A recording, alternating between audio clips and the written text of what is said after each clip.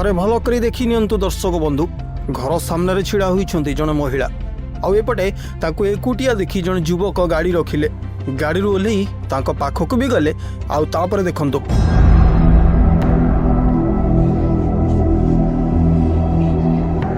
देखिले तो केमिति गाड़ी ओह्लै युवक जनक हठात महिला को माड़ मारुछंती।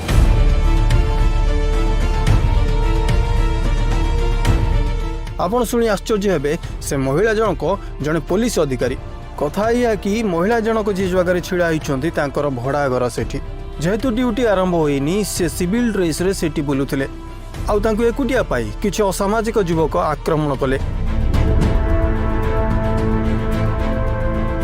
कथा एतिकरे सरे नथिला दर्शक बंधु व्यक्ति जनक महिला को घुसाड़ी घुसाड़ी नहीं एक नर्दमा पाखरे कचाड़ी देले आउ ताकर तंटी को जाबुड़ी धरी तांको मारी देबाकू भी उद्यम कले। यारी भितरे अनेक लोक जमा हो सारी हेले कहीं किछि करि पारु नथिले।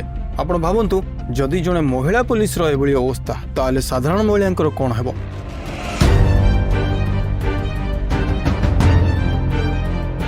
सरकार करूछि कोन, प्रशासन करूछि कोन, एसबू प्रश्न मनरे उंकी मारिबा स्वाभाविक। घटनाटी घटिछि उत्तर प्रदेश रे।